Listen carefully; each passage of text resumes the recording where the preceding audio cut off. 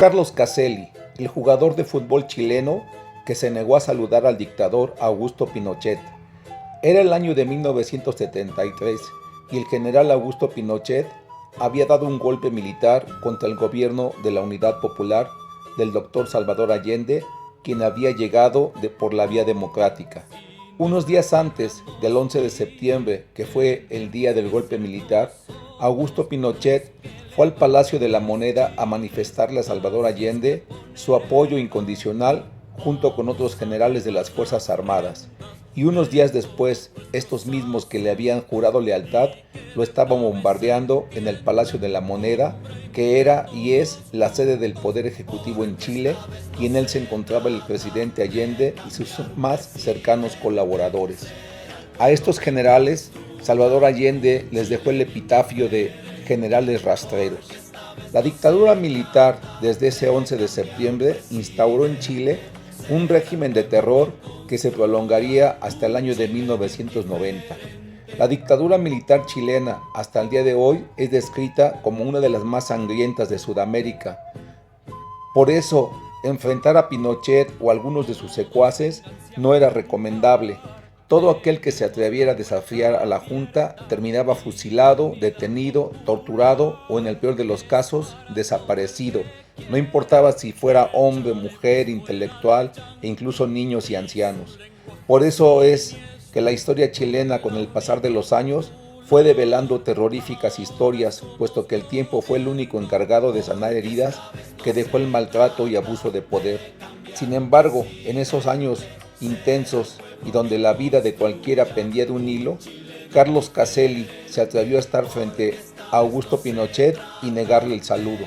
Un desaire que trascendió por años en la prensa chilena y el mundo del deporte, puesto que el chino, así le apodaban a Carlos Caselli, era sabido y activo participante del derrocado Salvador Allende y su gobierno de Unidad Popular.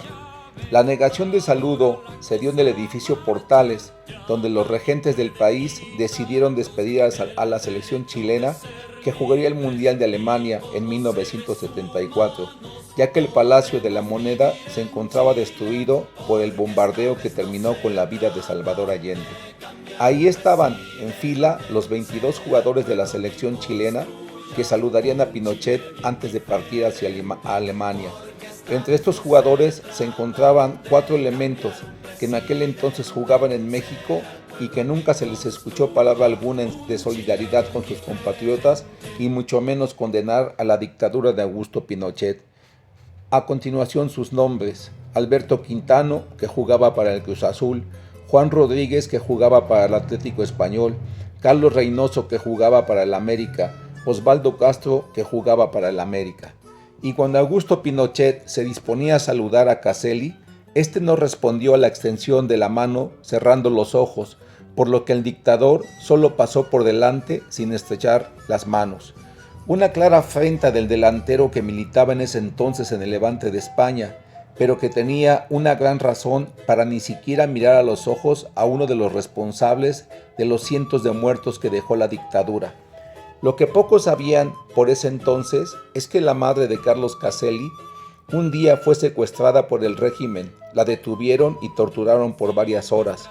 Olga Garrido, la progenitora del chino, repito, apodo con el que conocían a Carlos Caselli, fue parte de la propaganda años después del no, y a través de un video relató todo lo que sufrió ese día, donde posteriormente a haberla torturado y violado, fue abandonada en un terreno baldío, a unas cuantas cuadras del sector donde se construía el Estadio Monumental. La gran movilización social protagonizada por la oposición forzó a la dictadura a llamar a un plebiscito para el 5 de octubre de 1988, donde la opción sí significaba la continuidad de la dictadura y la alternativa no representaba establecer plazos concretos para el fin de la dictadura.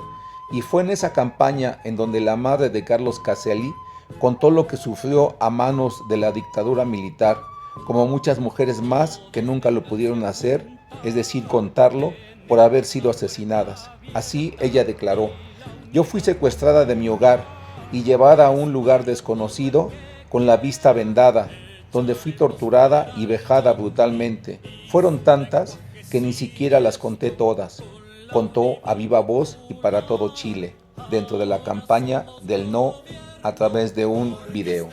En el libro Cambio de Juego, Caselli, el goleador de La Roja, así le dicen en Chile a su selección, recuerda: me bajo del aeropuerto, él venía de España, y veo a mi madre, pero no como era.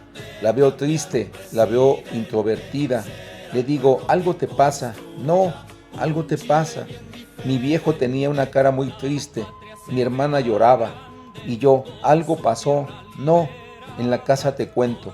Llegamos a la casa y ella me dice, acompañándome a la habitación, yo ya estaba con algo aquí en la garganta.